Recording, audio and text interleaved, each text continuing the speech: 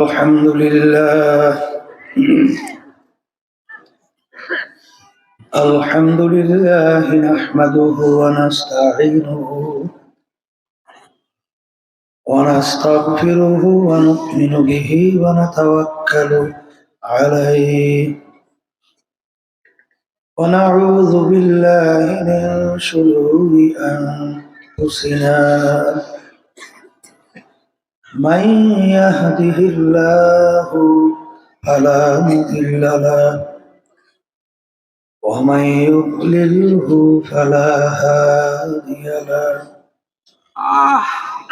ونشهد أن لا إله إلا الله وحده لا شريك له ونشهد أن محمدا عبده ورسوله أما بعد فأعوذ بالله من الشيطان الرجيم بسم الله الرحمن الرحيم يا أيها الذين آمنوا صلوا عليه وسلموا تسليما اللهم صل على سيدنا حبيبنا ومولانا محمد صلى الله عليه وعلى آله وأصحابه وبارك وسلم اللهم صل على سيدنا ونبينا وحبيبنا ومولانا محمد صلى الله عليه وعلى آله وأصحابه وبارك وسلم اللهم صل على سيدنا وحبيبنا ومولانا محمد صلى الله عليه وعلى آله وأصحابه وبارك وسلم أعوذ بالله من الشيطان الرجيم بسم الله الرحمن الرحيم إن الذين آمنوا وعملوا الصالحات كانت لهم جنات الفردوس نزلا صدق الله العلي العظيم শুকরিয়া আদায় করতেছি মহান রব্বুল আলামিনের দরবারে। রব্বুল আলামিন ফিতনা ফাসাদের যুগে দুনিয়ার সমস্ত কাজ থেকে বিরত রেখে উলামায়ে কেরামদের মজলিস জাকিরিন শাকিরিন সাদিকিন অনেক আল্লাহর খাস বান্দারাই মজলিসের মধ্যে আছে, যাদের সঙ্গে সম্পর্ক রাখার জন্য আল্লাহ রাব্বুল আলামিন আপনাকে আমাকে নির্দেশ দিয়েছেন ওয়াকুনু মাস সাদিকিন। এই মজলিসটা এত উত্তম একটা গুরুত্বপূর্ণ মজলিস, আল্লাহ রাসূল সাল্লাল্লাহু আলাইহি ওয়াসাল্লাম এই মজলিসটাকে বলছেন বেহেশতের একটা বাগান। আল্লাহ রাব্বুল আলামিন কিয়ামতের ময়দানে বান্দা বান্দিকে মাফ করার জন্য ওসিলা তালাশ করবে। হাদিসের মধ্যে আসছে আল্লাহ রাসূল সাল্লাল্লাহু আলাইহি ওয়াসাল্লাম বলছেন, বান্দাকে মাফ করবে এরকম কোন আমল বান্দার নাই। আল্লাহ রাব্বুল আলামিন বলে, ফেরেশতারা দেখো তো আমার বান্দা কখনোই হক্কানি আলেমদের সঙ্গে এক দস্তারখানি মজলিসে বসছে কিনা। তালাশ করে পাওয়া গেছে রব্বুল আলামিন জীবনে একবার বসছিল। আল্লাহ বলবেন, যাই এসেছিলে আমি ওকে মাফ করে দিলাম। আবার মাহফিল হবে, আমরা আসবো, বহু দূরের কথা। নিঃশ্বাসের বিশ্বাস নাই, সেকেন্ডের কোনো ভরসা নাই। আমাদের হায়দার ভাই গত বছর ছিল, কিন্তু আজকে আমাদের মাঝে আর নাই। অনেকেই মুরব্বীর এই রামপুরের ভিতরে যাদের সঙ্গে আমাদের দেখা সাক্ষাৎ কথা হতো, অনেকেই দুনিয়াতে নাই। এমন একদিন আসবে আমরাও থাকবো না। সবসময় মনে রাখা লাগবে দুনিয়া এবং আখেরাতের ব্যাপারটা এই চিন্তা করবে কিন্তু মানুষ, এটা কিন্তু গরু, ভেড়া, ছাগল এই চিন্তা কিন্তু তারা করবে না। এই চিন্তা শক্তি আল্লাহ ওদের মধ্যে দেয়ও নাই, আল্লাহ রাব্বুল আলামিন আমাদেরকে সৃষ্টি করছেন তার ইবাদতের জন্য। তাফসীরের ভিতরে আছে লিয়াবুদুন আই লিয়ারিফুন, আমি মানুষকে বানাইছি আমার পরিচয় লাভ করার জন্য। আর এই পরিচয় লাভ করার জন্য যে ব্রেন বা যেই শক্তি, এটা আল্লাহ রাব্বুল আলামিন মানুষের ভিতরে দান করছে। এটা কিন্তু পশুর ভিতরে দান করে না, করছে? করে নাই। এই জন্য দেখবেন যারা পাগল, ওদের কোনো শরীয়ত আছে? কোনো গুনাহ সওয়াব আছে? কারণ কি ওদের চক্ষু নাই, হাত আছে না, পাও আছে না, অঙ্গ প্রত্যঙ্গ কোনোটা অভাব, কিন্তু ওর উপরে কোনো পাপ বিচার নাই। কেন? কারণ ও ভালো মন্দ বিবেচনা করার শক্তিটা ওর নাই। না থাকার কারণে ওর উপরে কোনো সওয়াবও নাই, গুনাহও নাই। এই জন্য দেখবেন পাগলও যদি কোনো অন্যায় করে, দুনিয়ার আদালতে কোনো শাস্তি আছে? কিন্তু একটা বুঝদার মানুষ, দিন যে নাকি বুঝ জ্ঞান ভালো, সে যদি কোনো অন্যায় করে, কোনো ছাড় আছে? তুই ভালো, তুই এর অন্যায় করলি কেন? তুই সব বুঝো, ঠিক না ভাই? ঠিক। ইব্রাহিম আলাইহিস সালাম বুঝ হওয়ার পরই তিনি চিন্তা করলেন সৃষ্টিকর্তা তো একজন আছে, নাহলে আমি কোথা থেকে আসলাম, নাহলে এই মাখলুকাত গুলো কোথা থেকে আসলো, এই বানাইনি একজন কারিগর না থাকলে তো হয় না। যেমন মাইক্রোফোনে আমি কথা বলতেছি, এটা কি আপনি আপনি হয়েছে না কেউ বানাইছে? বানাইছে। এই বিশাল আসমান জমিন, এই গাছপালা, তরুলতা, এই সূর্য চন্দ্র, কত মাখলুকাত, এই বানাইনি একজন কারিগর আছে না? সৃষ্টিকর্তা আছে না? এই যে সৃষ্টিকর্তা আছে, এই চিন্তাটা ব্রেন থেকে আল্লাহ দান করছে। কি জন্য বলেন কথা ঠিক? ইব্রাহিম সাল্লাল্লাহু সাল্লাম যখন দেখলেন চন্দ্র উঠছে, তখন বলতেছেন এ আমার রব হবে, সৃষ্টিকর্তা হবে। দেখে অস্তমিত হয়ে গেছে। না, রব তো কখনো অস্তমিত হইতে পারে না। পরদিন থেকে সূর্য উঠে গেছে, বলতেছে এ বড় আমার প্রভু, ঠিক না? দেখে সেটাও অস্তমিত হয়ে গেছে। বল না, রব তো কখনো অস্তমিত হইতে পারে নাই। চিন্তা করতে করতে এক পর্যায়ে সৃষ্টিকর্তা পরিচয় লাভ করছে। কথা ঠিক কিনা? এই জন্য আমার ভাইদেরকে বলবো, পর্দার আড়ালে মা বোনা যারা শুনতেছে, সবসময় মনে রেখেন, পশুর যা যা চাহিদা আপনারও কিন্তু সেই সেই চাহিদা আছে না নাই? আপনার আমার খাওয়া লাগে না? পশুর কি খাওয়া লাগে না? লাগে না? দেখেন পশুরও খাওয়া দরকার, আমাদের খাওয়া দরকার। পশু পাখি রোগ ব্যাধি হয়, আমাদের হয় না? তাও হয়। আমাদের বিবি বাচ্চা আছে, পশুদের নাই? আছে। আমাদের আরামায়েশের দরকার হয়, পশুর হয় না? তাহলে দুনিয়ার যে বিষয়গুলো আছে সব পশুরও যেরকম দরকার, আমাদেরও দরকার। কিন্তু আল্লাহ তো আমাদেরকে ঘোষণা করেছেন আশরাফুল মাখলুকাত, সৃষ্টি সেরা, ওয়ালাকাদ কাররামনা বানি আদম। কি দুনিয়ার দিক থেকে যদি আপনি হিসাব করেন, মানুষ শ্রেষ্ঠত্বের কি গুণ আমাদের মধ্যে আছে? বরঞ্চ আপনি যখন নাকি চিন্তা করবেন, দেখবেন আসলে সৃষ্টির দিক থেকে মানুষ কিন্তু সর্বদিক থেকে দুর্বল, পশু কিন্তু সবল। কি কথা ঠিক না? আমরা একটা মানুষ 100 বছর বয়স পাই না, মানুষের সংখ্যা কম না? কিন্তু একটা গুইল সাপ, ওর নাকি হায়াত প্রায় 750 বছর। তা হায়াতের দিক থেকে মানুষ দুর্বল, পশু কি সবল? একটা কাসিমির নাকি হায়াত প্রায় 350 বছর, একটা সাপের নাকি হায়াত প্রায় 250 বছর। কি হায়াতের দিক থেকে মানুষ আমরা দুর্বল, পশু কি? যেদিকে তাকাইবে চোখের দৃষ্টি আমরা অন্ধকারে দেখি, আলো আসলে দেখি, কিন্তু এক শ্রেণীর পশু পাখি ওরা কিন্তু অন্ধকারেও দেখে, আলোতেও দেখে, আছে না নাই? তার দৃষ্টি শক্তির দিক থেকে মানুষ দুর্বল, পশু কি? আমরা মানুষ একটা জায়গা পর্যন্ত দেখি, এরপরে আর দেখি?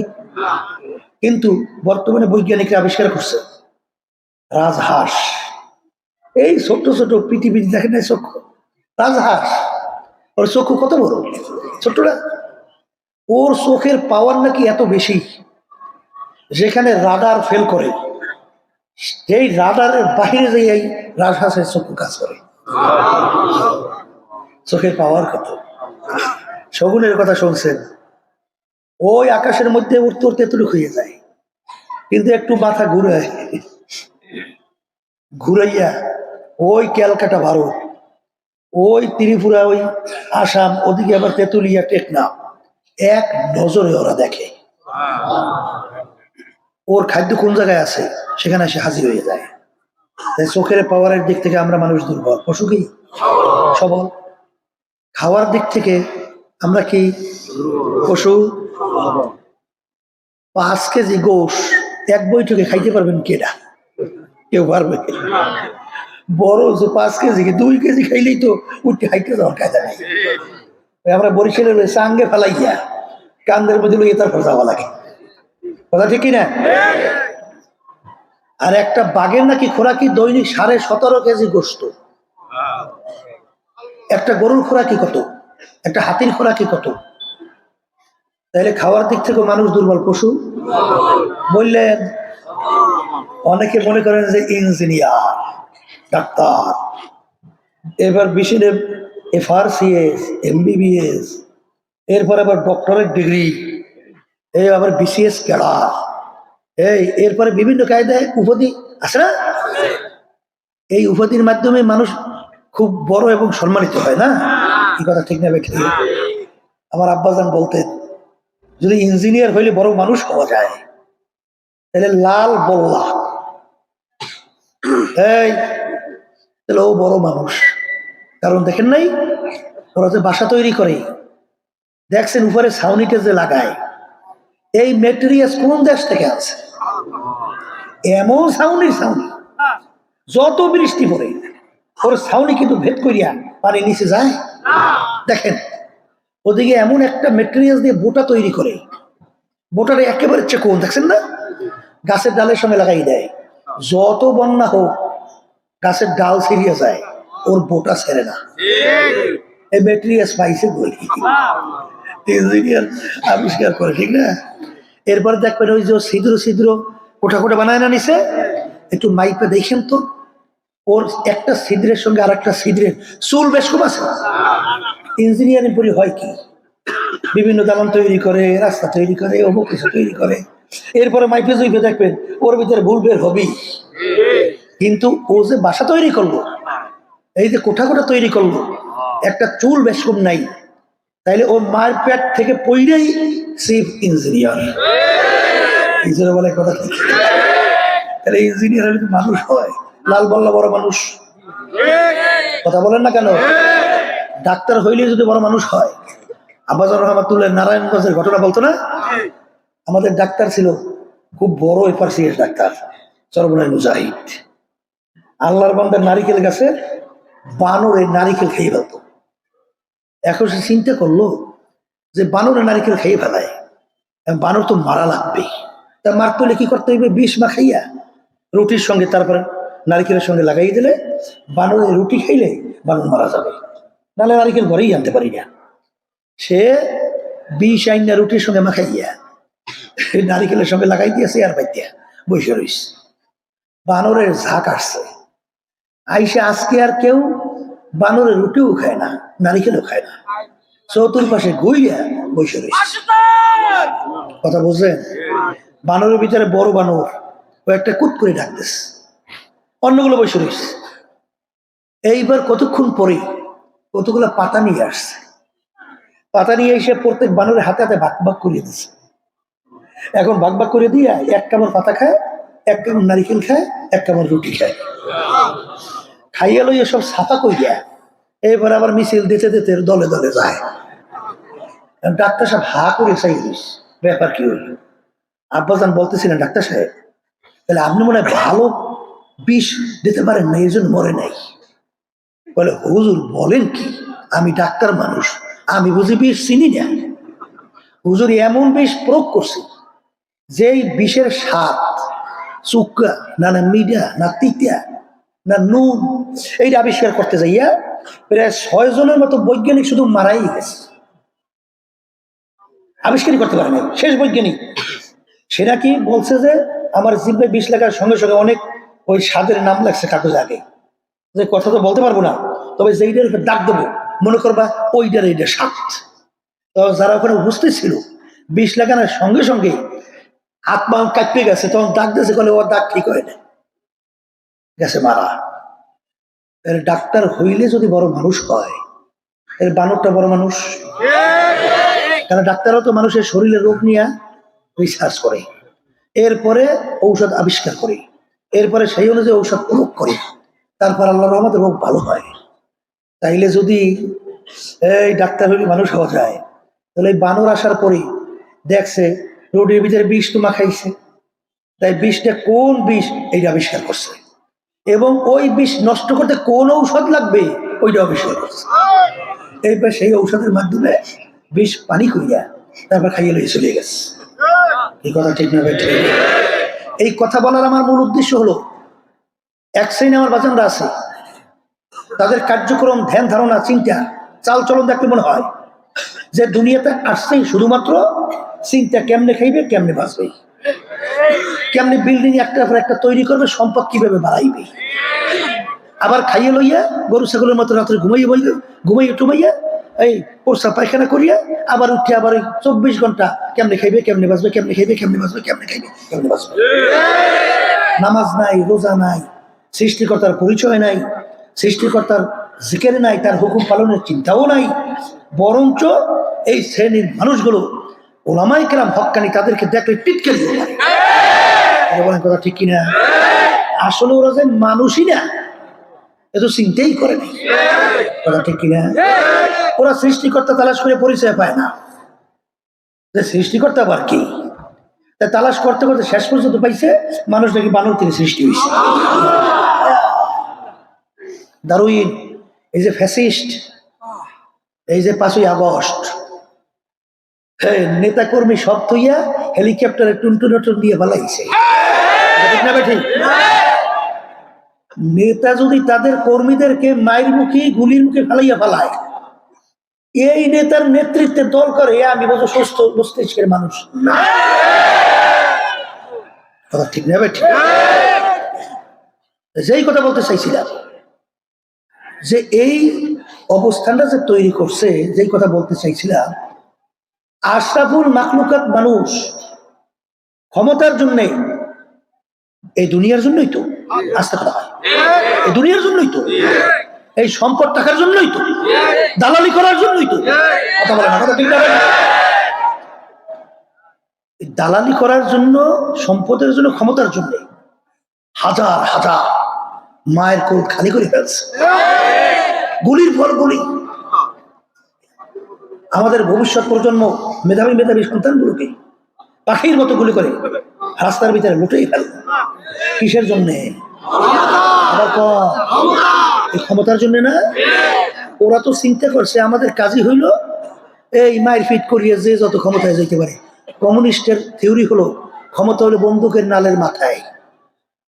কথা বোঝেন নাই? অর্থাৎ যার শক্তি তারই ক্ষমতা। কিন্তু আসলে মানুষকে আল্লাহ এই জন্য দুনিয়াতে পাঠাইছে, এই যে মারিয়া পিটিয়া, এই ক্ষমতা ই করিয়া, ওই মানুষের ধোকাবাজি দিয়ে অমুক টমুক সমুক করিয়া, এই জন্যই আমাদের কাজ না। এক শ্রেণী আমার বাজানরা আছে না নাই? এদের 24 ঘন্টা চিন্তা কি? খাওয়া আর বাঁচা, আর কোনো চিন্তা আছে? এই জন্য এই বাঁচার জন্য দেখবেন চেষ্টা কম করে নাই। এই বর্মেয়ারা যখন নাকি দেখছে এখন আর রুহু আর চলে না, শ্বাস টানতে পারে না, বহু চেষ্টা করছে কেমনে মৌত থেকে বেরিয়ে পারবে, যদি পারবে না পারলে আমি আমার ভাইদেরকে বলবো, পর্দালে মা বোনেরা যারা শুনতেছেন, দুনিয়ার এমন কোন জাতি নাই যেই জাতি পরকাল বিশ্বাস করে না। হিন্দুরা পরকাল বিশ্বাস করে, খ্রিস্টানরাও করে, ইহুদিরাও করে, অন্যান্য ধর্মাবলম্বী তারাও করে। আমরা মুসলমান, আমরাও সৃষ্টিকর্তা বিশ্বাস করি কি করি না? কিন্তু একমাত্র মুসলমান জাতি তার দুনিয়ার মধ্যে চ্যালেঞ্জের মাধ্যমে বুক ফুলে গলা টান কইয়া দুনিয়া বাইচে আছে। অন্য কোন জাতি চ্যালেঞ্জের মাধ্যমে দুনিয়া টিকতে দরকার পারছে। তাই যদি নাই পাইয়া থাকে, আমি আমার বাজানদেরকে বলবো, পর্দার আড়ালে মা বোনরা যারা শুনতেছেন, দুনিয়া সম্পর্কে মাঝে মাঝে একটু নিরিবিলি মোরাকাবা কইরেন, চিন্তা কইরেন যে এই দুনিয়ার জন্যে আজকে আপনি আখেরাতের স্থায়ী জিন্দেগি শেষ করতেছেন, সৃষ্টিকর্তার বিরুদ্ধে চারণ করতেছেন, নাফরমানি করতেছেন। আমি সেই বাজানদের থেকে বলবো, ওই সমস্ত আল্লাহর বান্দারা, আল্লাহ বলছেন দুনিয়াতেও ক্ষতিগ্রস্ত, আখেরাতেও ক্ষতিগ্রস্ত। যদি বলেন কথা ঠিক কিনা? এই জন্য আমি আমার ভাইদেরকে বলবো, পর্দার আলে মা বোনরা যারা শুনতেছেন, আমরা যে ভালো মন্দ কিছু বুঝি না এইটা কিন্তু মনে করিয়েন না। বুঝা শুনে কিন্তু টুপি রাখছি, বুঝা শুনে লম্বা জামা গাই দিয়েছি, বুঝা শুনে আল্লাহর ফজলে নামাজ ছাড়ি না, বুঝা শুনে আল্লাহর রহমতে হারামের কাছেও যাই না, বুঝা শুনে আল্লাহর ফজল করমে জুলুম করতে যাই না, আল্লাহ ফজলে মিথ্যা বলি না। এই কারণ কি, চিন্তা ভাবনা করে দেখছি যে আসলে দুনিয়া কিন্তু ক্ষণস্থায়ী। এই দুনিয়ার সম্পদ ফেরাউন, নমরুদ, সাদ্দাত, এই যত শুনছেন জালেমদের গ্রুপের নাম, ওরা খোদাই দাবি করতে যাইয়া বনে ইসরায়েলের ছেলে সন্তানগুলো ধৈর্য ধরে জবাই করছিল। ফেরাউন টেকতে পারছে? আসতে বলেন, পারছে? নমরুদ টেকতে পারছে? এই সাদ্দাত টেকতে পারছে? এরকম যত দুনিয়ার ইতিহাস, এই জুলুমবাজরা যারা এই দুনিয়ার জন্য অনেক কিছু চিন্তা করছে, দেখতে পারছে?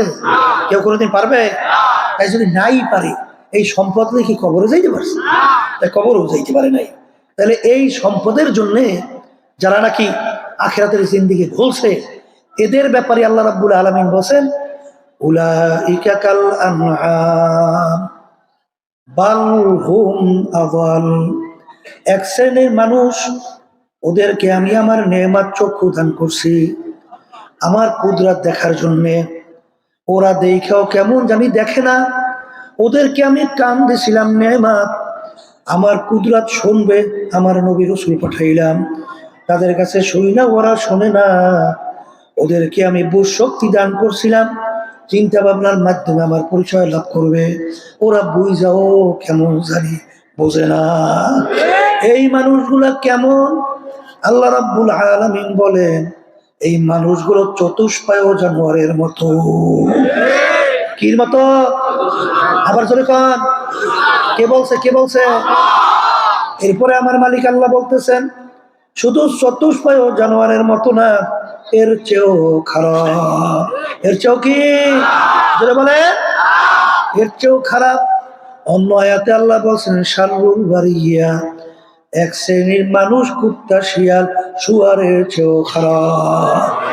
আচ্ছা, আবু জাহাল নাম শুনছেন? অর্থ কি? মূর্খের বাপ। অর্থ কি? ওদিকে ইতিহাস পড়লে দেখবেন দুনিয়ার দিক থেকে ওর উপাধি ছিল আবুল হেকাম, বুদ্ধিমানের বাপ। কিন্তু মূর্খের বাপ, এই উপাধিটা লকবটা কোথা থেকে পাইল? আল্লাহ এবং আল্লাহর রাসূল ওর উপাধি দিছিল মূর্খের বাপ। কারণ কি? দুনিয়াটাকে স্থায়ী না ক্ষণস্থায়ী? মুখ খুলে বলেন, আখিরাত? হ্যাঁ, আমার বাজানদেরকে বলবো, পর্দারে মা বোনদেরকে বলবো, যার যত বয়স হয়েছে একটু চক্ষু বন্ধ করে একটু মোরাকাবা করেন, পিছনের দিকে একটু তাকাইয়া দেখেন, মনে হয় সব যেন কালকের ঘটনা। কি আমি ভুল বলছি না ঠিক বলছি?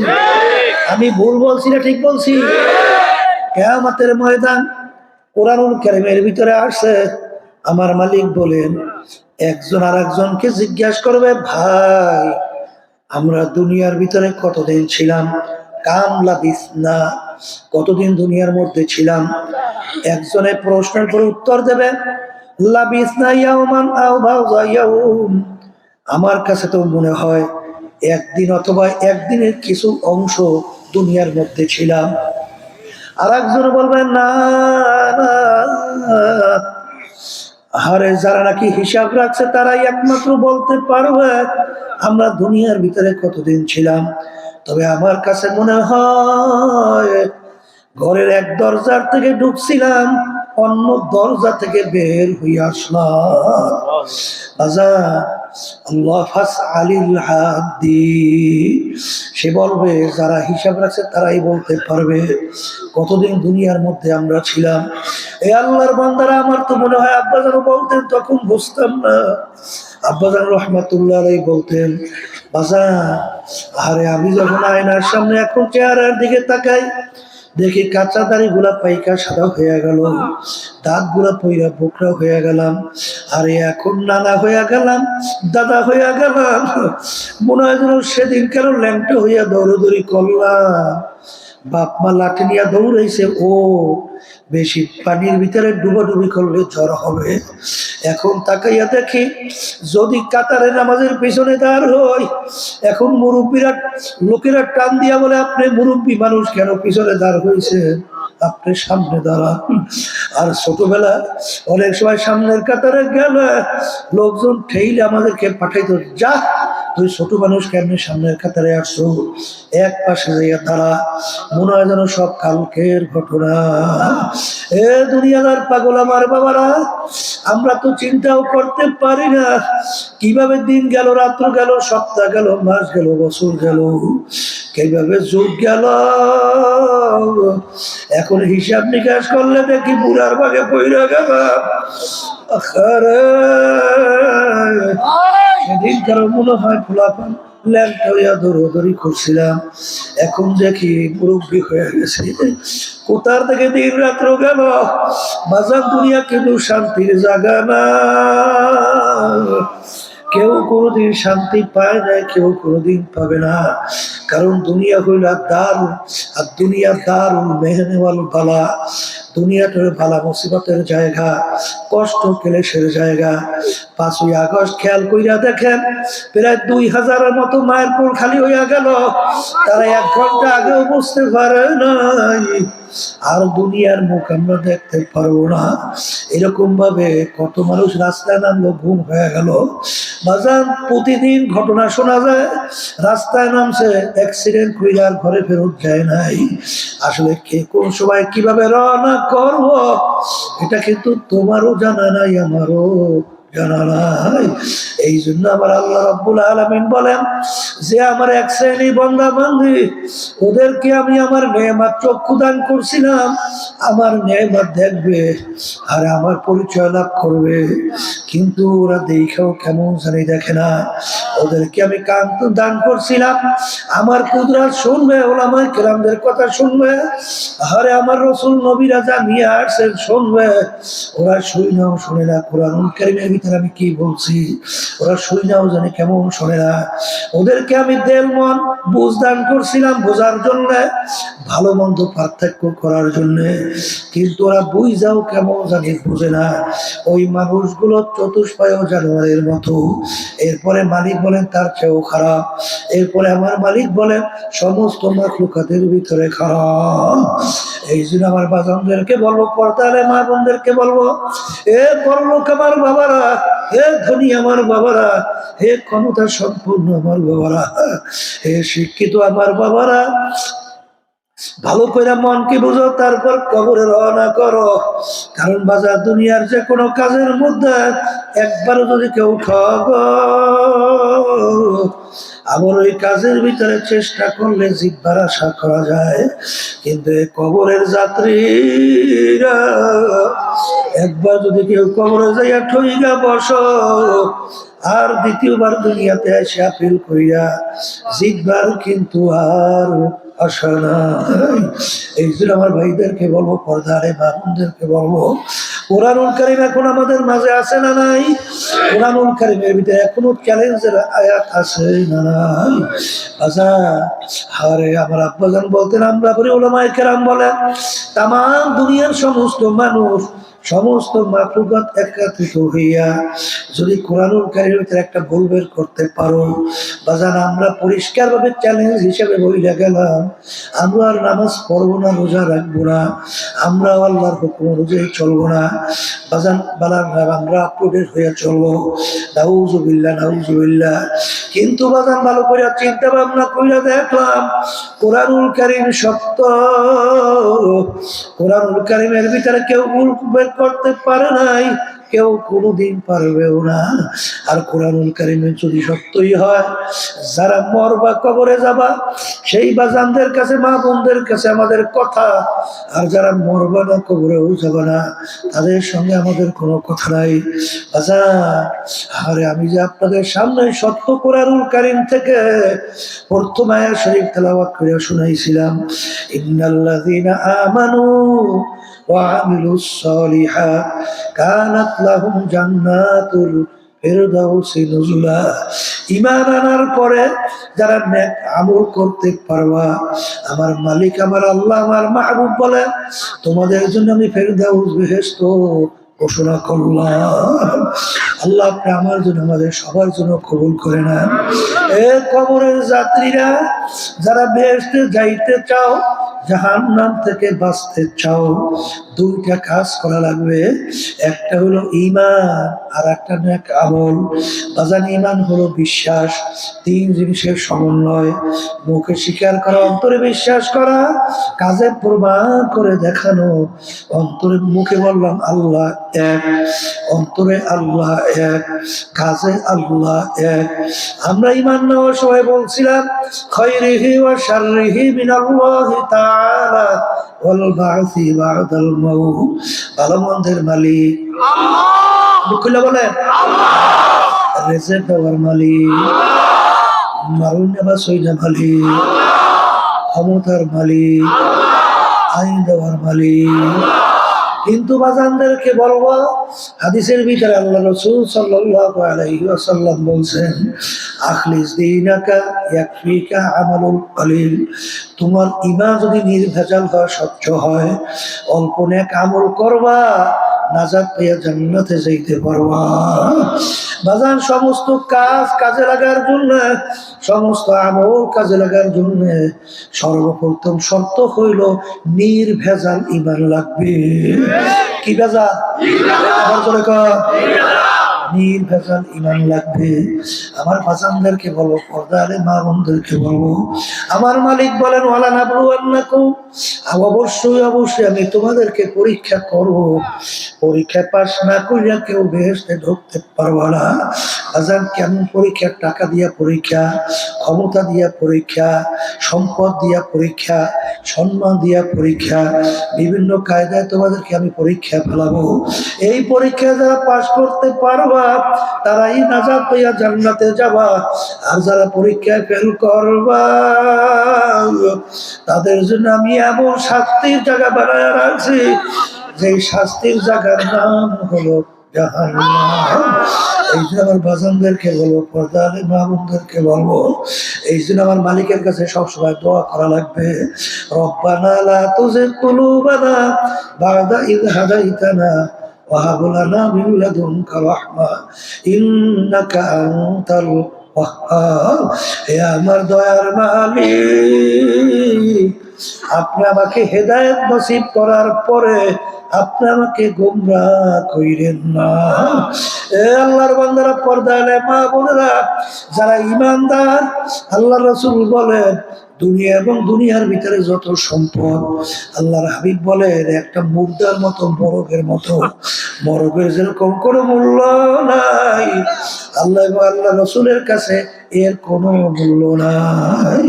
এই জন্য দেখবেন আল্লাহর ওলিদের ইতিহাস পড়ে দেখবেন, সাহাবায়ে কেরামদের ইতিহাস পড়ে দেখবেন, আল্লাহ নবী সাল্লাল্লাহু আলাইহি ওয়াসাল্লামকে যখন কাফেররা প্রস্তাব নিয়ে গেছিল, মুহাম্মদ তুমি কি চাও সাল্লাল্লাহু আলাইহি ওয়াসাল্লাম, তুমি কি নেতা হইতে চাও? আমরা সিদ্ধান্ত নিয়ে আসছি আরবের, তোমাকে আমরা নেতা বানাইয়া দেব। তুমি কি ধনী হইতে চাও? আমরা সিদ্ধান্ত নিয়ে আসি আরবের ভিতরে সবচেয়ে বড় ধনী বানাইয়া দেব। তুমি কি সুন্দরী মেয়ে বিবাহ করতে চাও? আরবের ভিতরে সবচেয়ে সুন্দরী মেয়েটা তোমার জন্য ব্যবস্থা করব, কিন্তু শর্ত হলো তুমি এক আল্লাহর উপরে ঈমান আনার দাওয়াত দাও, কিন্তু আমাদের বিরুদ্ধে তুমি কিছু বলবা না, তাইলে তোমাকে এই শর্ত আমরা পূরণ করব। কিন্তু আল্লাহ রাসূল বলছিলেন, কাফেররা সৈন্যরা, আমার এক হাতে যদি সূর্য আর এক হাতে যদি চন্দ্র দেওয়া হয়, যেটা অসম্ভব, যদি তারপরে আমার হাতে দেওয়া হয়, কিন্তু ভালো করিয়া যাই না রাখো, আমি এক আল্লাহর উপরে ঈমান আনার দাওয়াত এবং তোদের অন্যার বিরুদ্ধে আমি বলতেই থাকবো। আল্লাহ রাসূল সাল্লাল্লাহু আলাইহি ওয়াসাল্লাম তিনি বড় ধনী হবেন, বাজার আরবের রাজা হবেন, সুন্দরীময় বিবাহ করার ব্যবস্থা হবে, কিন্তু তিনি সাফ সাফ জানাইয়া দিলেন, সূর্য চন্দ্র যদি আমার দুই হাতে রাখা হয়, কিন্তু আমি এক আল্লাহর উপরে ঈমান আনার দাওয়াত এবং তোদের অন্যায় বিরুদ্ধে বলতেই থাকবো। এক পর্যায়ে আল্লাহ রাসূল তার জন্মভূমি মক্কায় থাকতে পারে নাই, আল্লাহর হাবিব করে হিজরত করে মদিনায় যায়, আর জন্মভূমির মায়া নবী ফিরা ফিরা ওদের ময়দান আল্লাহ হাবিবের দান মোবারক শহীদ হয়ে গেল, মাথা মোবারকের ভিতরে হেলমেট ভাইয়া টুইকা পড়লো, হারে শরীর মোবারক থেকে রক্ত মোবারক বের হইয়া তার জুতা মোবারক আটকে গেল। বাজান সাহাবায়ে কেরামদের ইতিহাস পড়িয়া দেখো, বেলাল রাদিয়াল্লাহু তাআলা আনহু, এ আমার গরিব বাবারা, হে আমার ধনী বাবারা, আমিনু কামা আমানাল্লাহ। ওর মালিক ছিল জালেম এক মহিলা, এত বড় খবীস। বেলাল রাদিয়াল্লাহু তাআলা আনহুকে বলে, বেলাল তুই তোর খোদার উপরে ঈমান ছাড়, নাহলে তোকে এমন ভাবে আমি কষ্ট দেব, কষ্ট সহ্য করতে পারবি না, মারা যাবি। কেমন কষ্ট দিত বেলাল রাদিয়াল্লাহু তাআলা আনহু, পিঠ মোবারকের ভিতরে গর্ত গর্ত হয়ে গেছিল। জিজ্ঞাসা করে, ব্যাপার কি, তোমার পিঠের ভিতরে কেন গর্ত রাখা যায়? বলতেছে, আগুন জ্বালাইয়া কয়লার উপরে আমার চিৎ করে শোয়াইয়া আমার বুকের উপরে পাথর চাপা দিয়া রাখছে, কেউ আগুন নিবাই, আমার গোশত রক্ত গইরা তারপর ওই কয়লার আগুন নিভছিল, কিন্তু তার জবান থেকে শুধু বের হইল আমার আল্লাহ, আমার আল্লাহ, আমার আল্লাহ।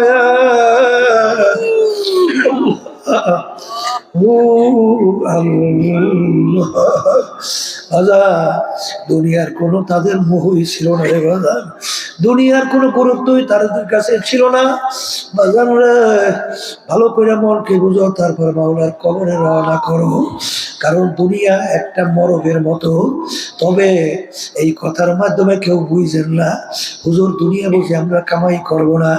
হ্যাঁ, দুনিয়া হালাল রেজেক কামাই করা ফরজ। জোরে বলেন কি? দুনিয়া হালাল রেজেক কামাই করা কি ফরজ? কারণ সাহাবায়ে কেরামদের বড় ভিতরে বড় ধনী আছিলেন কি আছিলেন না? বাজান ওসমান গনি রাদিয়াল্লাহু তাআলা আনহু, বাজান নামই হলো ধনী ওসমান।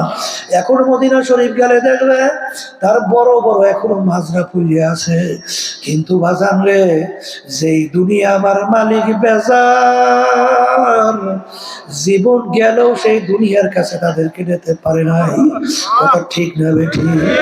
কিন্তু হালাল উপায় যদি মালিক যদি বরকত দান করেন, আলহামদুলিল্লাহ। যদি বলেন কথা ঠিক না বেঠিক? বড় পীর আব্দুল কাদের জিলানী রাহমাতুল্লাহ আলাইহি খুব বড় মাপের ধনী ছিল। তিনি ছাত্রদেরকে হাদিস পড়াইতেছেন। হঠাৎ একদিন এসে একজন বলে, হুজুর আপনার জাহাজ মাল সহ সমুদ্রের ডুইবে গেছে। এইটা শোনার পরে তিনি বলেন, ইন্না লিল্লাহি ওয়া ইন্না ইলাইহি রাজিউন। এই কথা বলে চক্ষু বন্ধ কইরা মাথার একটু নিচের দিকে নামাইয়া কিছুক্ষণ মাথা নিচে রাইখা মাথা উঠাইয়া বলেন, বাবা পড়ো। ছাত্র বলে, হুজুর ব্যাপার তো কিছু বুঝলাম না, আপনি যখন শুনলেন জাহাজ মাল সহ ডুইবে গেছে, শোনার পরে আপনি বলেন ইন্না লিল্লাহ, এরপরে চক্ষু বন্ধ করে নিচে মাথা নামাইয়া রাখলেন, এরপরে মাথা উড়াই বলেন পড়া। এর কারণ কি? তিনি বলেন, বাজার যখন আইসা আমাকে সংবাদ দিল জাহাজ মাল সহ ডুইবে গেছে, আমি সুন্নাত হিসাবে বলছি ইন্না লিল্লাহি ওয়া ইন্না ইলাইহি রাজিউন। এরপরে আমি চক্ষু বন্ধ কইরা মাথা নিচে রাইখা আমার দিলের দিকে তাকাইয়া রইছি যে এই যে মাল জাহাজ সব ডুইবা গেল, এতে আমার দিলের ভিতরে কোনো পেরেশানি অস্থিরতা তৈরি হইল কিনা। কিন্তু আল্লাহর ফজল ও করমে আমার দিলের ভিতরে কোনো পেরেশানি পয়দা হয় না। এই জন্য আলহামদুলিল্লাহ। আজান বরফির আব্দুল কাদের জিলানী রাহমাতুল্লাহ আলাইহি, তার দরবারের ভিতরে অনেক শান শওকত অট্টালিকাও ছিল। এক আলেম হুজুরের দরবারে মুরিদ হওয়ার জন্য গেল। যাওয়ার পরে এরকম শান শওকত অট্টালিকা দেখা তিনি বলতেছে যে হয়তোবা বাথরুমের দেওয়ালের ভিতরে, কারণ বাইরে লেখলে কেউ হয়তোবা দেখবে, সেই বাথরুমে লেখে নামার দস্তকে দুনিয়া দোস্তে দারা। যে এত বড় দুনিয়াদার, যার এত বড় সম্পদ, এত বড় শান শওকত, সে কোনোদিন আল্লাহ ওয়ালা হইতে পারে না। এই কথা বইলে এক মেসরা লেখে সে চলে গেল। আর একজন এরকম হুজুরের দরবারের মুজাহিদ অথবা মুরিদ মুহিব্বি, সে যখন গেল যাইয়া দেখে এক মেসরা লেখা আমার দাসকে দুনিয়া দোস্তে দাঁড়া। যে এত বড় অট্টালিকা দুনিয়াদার কখনই আল্লাহ ওয়ালা হইতে পারে না। তখন তিনি সামনের মেসরা লেখে আগার দারাত বড়ায় দোস্তে দাঁড়া। যেই দুনিয়া আমার মালিককে রাজি খুশির জন্য হবে, ওই দুনিয়া কোনো ক্ষতিকর দুনিয়া না। এই জন্য আমার বাজানদেরকে বলবো, কিতাবের ভিতরে আসছে, কবি বলেন নামি গুয়াম কে আজ দুনিয়া জুদাবাস, নামি গুয়াম কে আজ দুনিয়া জুদাবাস, বাহার কারে কে বাসিবা খোদাবাস। আমার মালিক বলেন নাই তোমার ব্যবসা বাণিজ্য বাদ দিয়া, দুনিয়ার সমস্ত কামাই রোজগার বাদ দিয়া, ফসলাদি জমির কাজ বাদ দিয়া তুমি জঙ্গলে যে আমার ইবাদত করো, এইটা কিন্তু মালিক তোমাকে আমাকে হুকুম করে নাই। বরং আমার মালিক বলেন ফাইদা কুদিয়াতিস সালাতু ফান্তাশিরু ফিল আরদ ওয়াবতাগু মিন ফাদলিল্লাহ ওয়াযকুরুল্লাহা কাসীরা। এখানে মালিক নামাজের কথা বলার পরে তোমরা যখন জুমার নামাজ আদায় করো, আদায় করার পরে দেরি না কইরা জমিনের ভিতরে নামো। কেন? হালাল রিজিক কামাই করার উদ্দেশ্যে। দেরি না কইরা হালাল রিজিক কামাই করার জন্য নাইমা যাও, এই নির্দিষ্ট কাজ এই জন্য হালাল রিজিক কামাই করা ফরজ। বলে হালাল রিজিক কামাই করা ফরজ। এক শ্রেণী বর্তমানে দরবেশ হইছে, সংসারাদি খেয়াল নাই, বিবি বাচ্চার ভরণ পোষণের খেয়াল নাই। বাজার দরবেশ হইছে, এখন আর কামাই রোজগার হালাল চিন্তাও নাই। এটা কিন্তু দরবেশই না। কারণ বাজার হালাল রিজিক কামাই করা এটাও কিন্তু আল্লাহর নির্দেশ। ধরে বলেন ঠিক না ঠিক? কিন্তু যেই দুনিয়া আমার মালিক বেজার, ওই দুনিয়ার কাছেও যাওয়া যাবে না। আল্লাহর ওলিদের ইতিহাস পড়িয়া দেখেন, সাহাবায়ে কেরামদের ইতিহাস পড়িয়া দেখো, তাদের ঈমান, তাদের বিশ্বাসটা কেমন মজবুত ছিল। যেখানে হারামের কথা শুনছে, সন্দেহের কাছেও তারা কোনোদিন যায় নাই। বরঞ্চ হারাম তো দূরের কথা, দুনিয়া যদি পায়ের উপরেও ফালাইয়া রাখা হয়, আল্লাহর ফজলে তাদের ঈমান নষ্ট হয় না। এই জন্য আল্লাহ রাসূল সাল্লাল্লাহু আলাইহি ওয়াসাল্লাম বলেন, শেষ যুগের ভিতরে ঈমানদারদের ঈমানের উপরে মজবুত থাকে এত কষ্ট হবে, জ্বলন্ত একটা আগুনের আংটা হাতের মুঠার ভিতরে রাখতে যত কষ্ট, তার চেয়েও বেশি কষ্ট। জ্বলন্ত আগুনের আংটা হাতে রেখে দেখছেন যে কত কষ্ট, তার চেয়েও কষ্ট। কিন্তু বাজার আল্লাহর রাসূল সাল্লাল্লাহু আলাইহি ওয়াসাল্লাম বলেন, কিয়ামত পর্যন্ত আমার একদল উম্মত থাকবে, তারা হকের উপরে মজবুত থাকবে। তাদেরকে যত ধরনের বিপদ, বিভিন্ন ধরনের সমস্যায় ফেলাক না কেন, আল্লাহর ফজল ও করমে তাদের ঈমান নষ্ট হবে না। সেটা বলেন কথা ঠিক না বেঠিক? ভাইদেরকে বলবো, বাজারে এত পেরেশান হইয়া লাভ কি? রিজিকের জিম্মাদার কে? আবার জোরে বলেন। কিন্তু আপনার আমার দায়িত্ব সাধ্য অনুযায়ী চেষ্টা করা, কথা কয় না? আজ পর্যন্ত একজন আল্লাহ ওয়ালাও দুনিয়া বের করতে পারবা না যে তারা না খাইয়া কষ্ট করে মারা গেছে। আসতে পার যেরকম পাওয়া যায়? পাওয়া যায় না। বরং বাজার ওই কালকেও শুনতেছিলাম, কালকে না জানি কোন দিন শুনতেছিলাম, যে ওই পরশু দিন শুনতেছিলাম এক আলেম বয়ান করতেছে চরমনের এক মুজাহিদের কথা। সে ভ্যান চালায়, ভ্যান, আল্লাহ বাজান, ভ্যান চালায় আর মাওলার জিকির করে। আল্লাহ, সে বলতেছে আল্লাহু আকবার। তাকে দেখলে আমি সালাম দেই, দেওয়ার পরে জিজ্ঞাসা করি ভাই কেমন আছেন? এমন একটা হাসি দেয় মনে হয় কলিজারা ঠান্ডা হইয়া যায়। হাসি দিয়া বলে হুজুর আল্লাহ আমাকে বড় ভালো রাখছে, আল্লাহ আমাকে বড় ভালো রাখছে। আর অনেক বড় লোক, অনেক সম্পদের মালিক। যখন জিজ্ঞাসা করি ভাই কেমন আছে, তখন বলে হুজুর বইলেন না, পেরেশানি কোনো শেষ নাই। কি কথা ঠিক না বেঠি? ওদের কলিজার ভিতরে শান্তি নেই, কি নাই? এই সম্পদের মূল্যটা কোনো মূল্য আছে? 24 ঘন্টা খালি পেরেশানি, 24 ঘন্টা খালি পেরেশানি। এই সম্পদের কোনো মূল্য আছে? কোনো মূল্য নাই। এই জন্য আমার বাজানদেরকে বলবো, পর্দা আলে মা বোনদেরকে বলবো, রিজিকের মালিককে। এরা কি মুখ দিয়ে কইছে না অন্তরে বলছে? হ্যাঁ, ঈমান কাকে বলে? মুখে বলা, অন্তরে বিশ্বাস করা, কাজে প্রমাণ করে দেখানো। জোরে বলেন কথা ঠিক না বেঠিক? এ কবরের যাত্রীরা খাই খাই করো, কিন্তু মনে রাখো, মনে রাখো বাজান, ভালো করে মনে রাখো,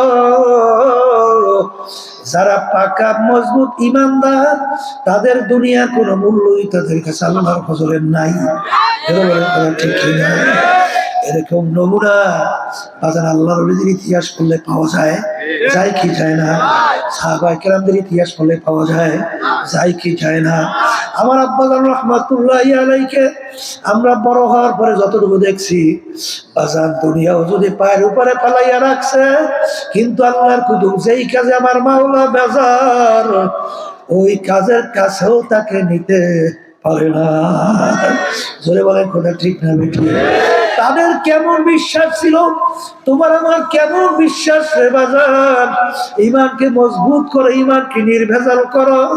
কারণ বাজান ভালো কইরা বোঝো, দুনিয়া কিন্তু শান্তির জায়গা না।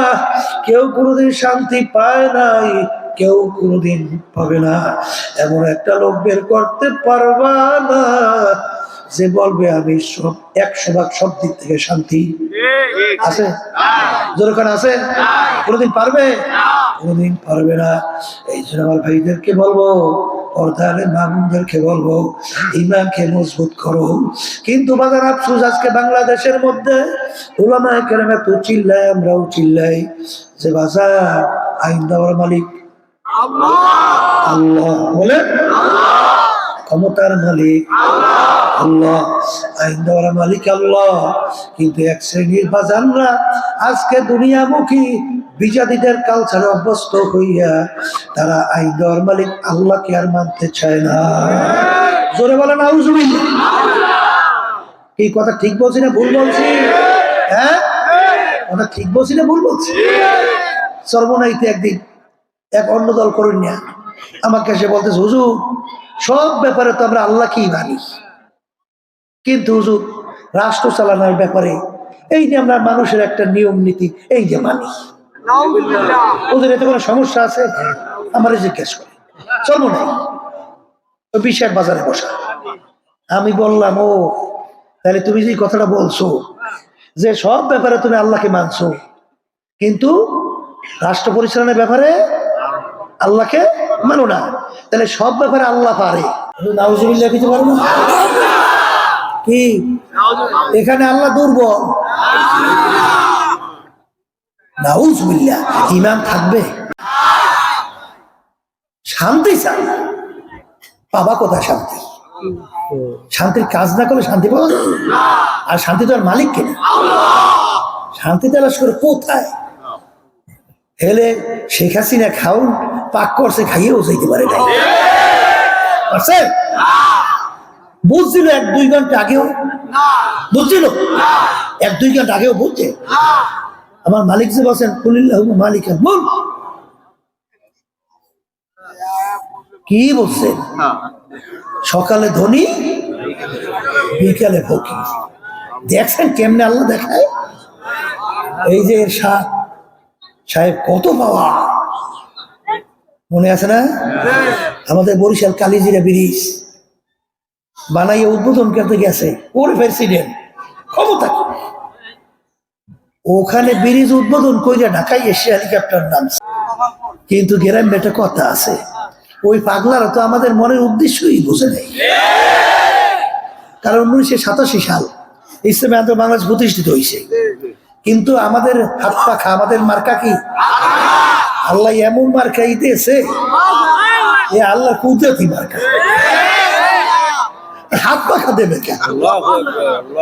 হাত পাখা এমন একটা মার্কা। এই যে অশান্তির আগুন বাংলাদেশ দাউ দাউ করে জ্বলতে আছে না, এই অশান্তি শান্তি করার জন্য কি লাগে? পাখার বাতাস। এই পাখার বাতাসের মাধ্যমে এই অশান্তি বাংলার জমিতে উঠাইয়া বঙ্গোপসাগরে নিক্ষেপ করতে হবে। আল্লাহ ঠিক না বেটি? বলতেছিলাম যে আমাদের মার্কে একটা এমপিও যায় নাই সংসদে, এই জন্য আমাদেরকে পেপার পত্রিকা বিভিন্ন কাজে টিটকে দিবারে, কিন্তু এরা কেউ চেনে না।